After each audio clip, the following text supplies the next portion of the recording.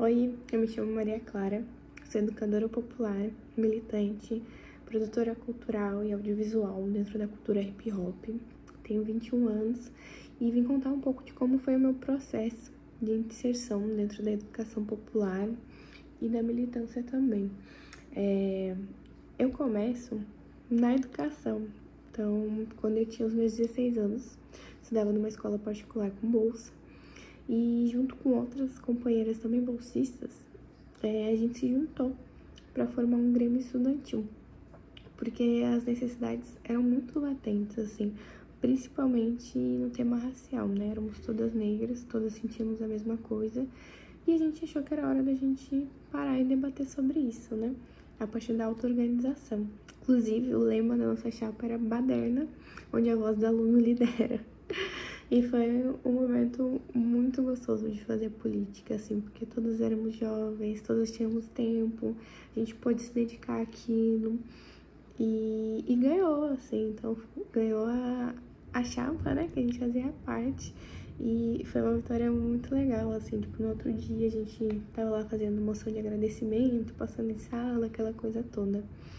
E o que me motivou a começar esse grêmio também foi essas mesmas companheiras que alguns meses antes tinham me levado na Marcha Zumbim-Dandara, já tradicional aqui no Rio Grande do Sul, em Porto Alegre, que marca o dia 20 de novembro, né? O Dia da Consciência Negra, que também é proposto pelo Grupo Palmares aqui de Porto Alegre.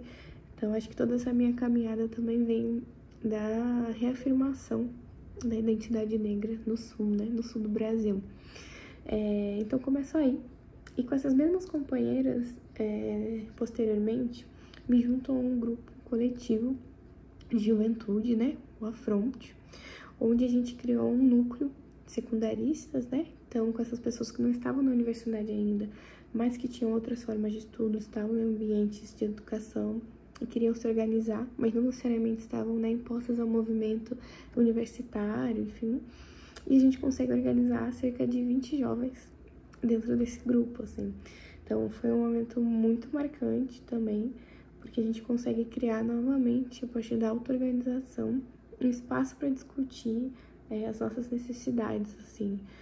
E partindo daí, nesse coletivo também, durante a pandemia, eu me aproximo do movimento de solidariedade nos territórios. Então, me aproximo do Beberta, da Conceição, que são zonas periféricas aqui de Porto Alegre, né? E é lá, nesses espaços onde as contradições são ainda mais atenuadas, são ainda mais latentes, né, que eu me identifico. Porque também venho de um espaço periférico da cidade, né. E estando lá, eu penso, nossa, é isso que eu quero fazer, aqui que eu quero atuar e me tornar útil, né. Acho que toda a caminhada de um militante, de um educador popular, é como ele se torna útil ao que ele quer servir, né? E o que eu quero servir é uma revolução, emancipação, né? Que a gente possa ter uma sociedade com direitos plenos a todo e qualquer cidadão, assim. Então, lá eu me encontro e giro totalmente a minha militância, né? Dentro desse processo, foram alguns anos, né? Então, nesse processo, entrei na faculdade, entrei dentro desses espaços para militar a partir da solidariedade e tem uma transformação radical do que me movia, né? Saindo totalmente do movimento estudantil e indo para militar no território, mas sempre com a perspectiva de que um não era antagônico do outro, né? Então, como que eu levava o movimento estudantil, toda essa bagagem que eu tinha, como eu juntava ele às necessidades do território, né? Porque no território a gente é movido pelas necessidades, sejam as mais urgentes, então a fome, falta de escola, falta de creche, como as necessidades mais latentes de consciência. Então, como é que eu conseguia juntar essas duas coisas que, para mim, estão intrinsecamente colocadas, que é a educação e o movimento territorial, né? Então, a partir daí eu começo a desenvolver a minha militância nos territórios. Nesse período também, no final da pandemia, ainda nesse coletivo de jovens do Afronte, eu começo, junto com outras companheiras, a formular sobre rodas de conversas e contação de histórias afrocentradas nas escolas. Então, a gente teve alguns ciclos nas escolas da cidade.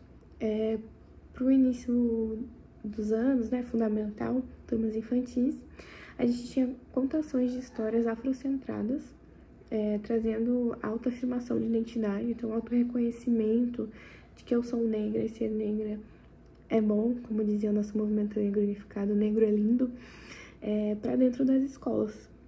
E para as turmas de Fundamental 2 e Ensino Médio, a gente ia contar um pouco da história do Oliveira Silveira, que é um militante negro, né? Foi um militante negro muito importante, pensador também na data do dia 20 de novembro, poeta, né? O poeta do movimento negro, como era conhecido também. E a gente queria contar essa história buscando a autoidentificação das pessoas negras do Rio Grande do Sul, desses jovens negros, para que eles se autoidentificassem também como aquele que estava sendo colocado, né? Então, um companheiro daqui pode ser eu também. Pode ser eu hoje entrando na faculdade, pode ser eu hoje traçando um movimento a partir das minhas necessidades, do que eu sinto, né? E também falando um pouco de percepção futura, né? Porque que a gente sentia? Que chega um momento onde hoje a juventude não sonha, né? E a gente é movido por sonhos. Então, quando a gente não sonha, a gente não é movido. A gente tá colocado por qualquer coisa que seja nos dada. Então, a gente começou esses ciclos com o ensino fundamental, ensino médio, de perspectivas diferentes, né?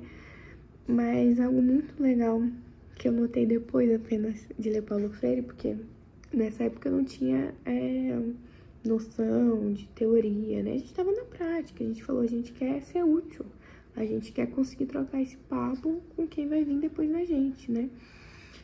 Porque praticamente nada do que a gente faz a gente vai ver, né? A gente vai deixar para gerações futuras que possam ter uma caminhada um pouco mais fácil para as transformações na sociedade que a gente precisa fazer.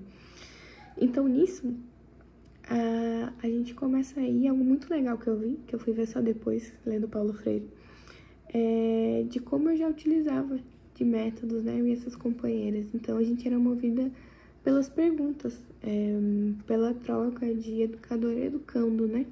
E a gente estava ali enquanto sujeitas para aprender o que movia hoje essas juventudes e tentando mostrar o que movia a gente, né? E aí, saindo daí alguma síntese de ação real na materialidade das coisas, né?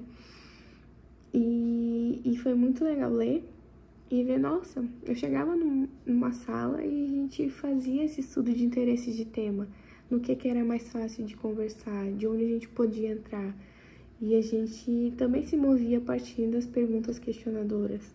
Então, foi muito legal ver que a prática também é a nossa teoria do dia a dia, né? E esses ciclos de palestras, rodas de conversa, de trocas e contações de história nas escolas, me mostrou isso também, assim, de como a nossa vivência é também uma teoria que move depois para que a gente consiga, né, ter um plano daquilo que a gente faz, melhorar a nossa ação.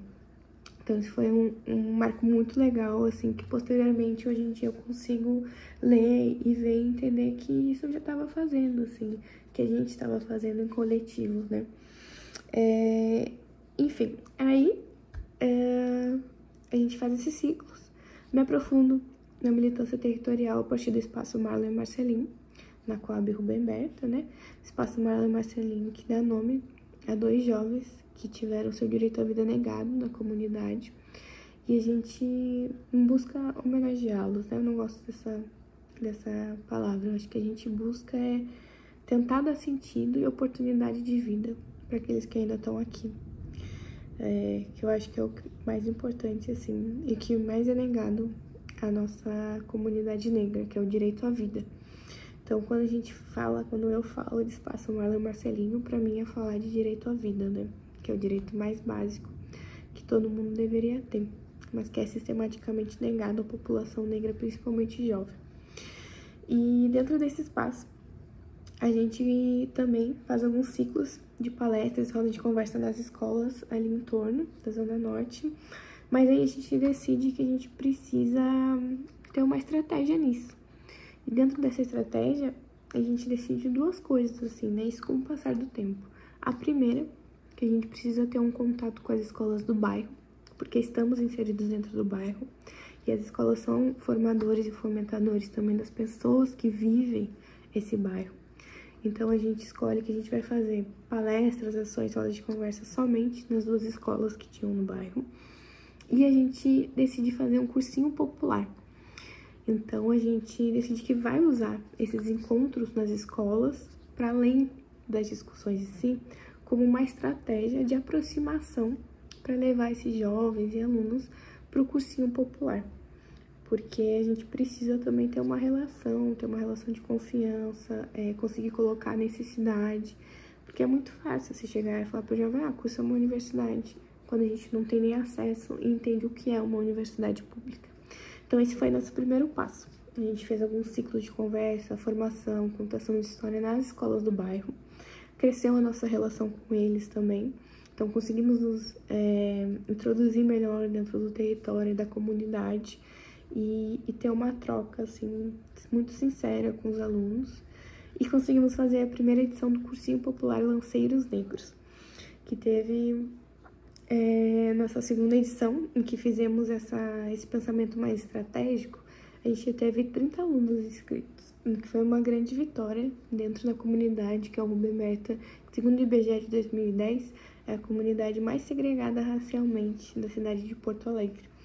Então, você vê 30 jovens de maioria negra inscritos e pensando como acessar um espaço de formação como a universidade pública, que alguma coisa tá dando certo. Que a gente tá conseguindo ter uma troca e que a gente tá conseguindo tornar sujeitos ativos da sua própria história, pessoas que diariamente têm o seu direito básico à vida negado. Então, aí, a gente começa o Cursinho Popular Lanceiros Negros. Foi uma experiência linda, assim, todas as edições. Foi um espaço muito massa de troca, de vivência, assim, na organização onde eu tive presente. E dali surgiram muitos saldos positivos para a gente pensar a nossa atuação a partir da educação. Falar um pouquinho também que nesse tempo da pandemia, eu também tive presente na Vila Maria da Conceição, onde tem um trabalho de uma horta comunitária gerada e gerenciada por mulheres, em sua maioria negra, e na casa dos 50 a 60 anos, onde a gente moveu ações de solidariedade durante a pandemia.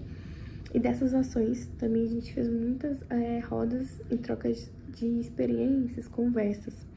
E hoje o projeto já é autogerado sozinho. Então, a cada colheita que elas vão ter, elas mesmas fazem autoidentificação do tema que elas estão querendo tratar. Por exemplo, agora elas querem conversar sobre a Marielle. Quem foi Marielle Franco? E aí nos convidam, às vezes convidam a mim, convidam outras companheiras, pra gente ter uma troca de ideias, assim, e se aprofundar. E isso é muito legal, porque já é a necessidade autogerida por elas, de conversa e entendimento da realidade, a partir delas mesmas, assim. Então, eu acho que isso é muito massa e também é fruto de um trabalho desenvolvido durante alguns anos, né? Acho que todo esse processo da educação popular em si e da militância é uma construção diária de anos, né? Tem uma pergunta que se faz no meio da militância que é muito comum, que é, na ditadura militar, porque a gente viu uma ditadura militar no Brasil, né? Na ditadura militar, você ia entrar na luta armada, e eu tava conversando com meu companheiro sobre esses dias, e eu fiquei pensando, nossa, pra mim, entrar na luta armada e morrer pelo que eu acreditasse naquela época, pelos direitos democráticos, ia ser a coisa mais fácil que eu poderia fazer. Acho que difícil mesmo é o que a gente faz, que é dedicar a vida para aquilo que a gente acredita. Então, não é um abono assim de uma hora para outra, né? É uma imersão daquilo que você acredita diária, né? Então, todos os dias, quando a gente acorda, a gente tem ciência de que o mais importante na nossa vida, no projeto que eu tenho pessoalmente, é ser útil para uma transformação da realidade, né? Seja a partir da educação popular, da militância organizada, da cultura hip hop. Eu quero me tornar útil e ser útil diariamente para a transformação daquilo que eu acredito, né? Então, todos esses processos ajudaram a me formar enquanto educadora popular na prática. E agora, posteriormente, na teoria, me aprofundando na pedagogia, principalmente na pedagogia do oprimido, e também me colocaram em contato direto com como é atuar na realidade concreta, porque tratar em teoria é muito diferente da gente tratar na ação, e é uma abdicância diária para aquilo que a gente acredita, né?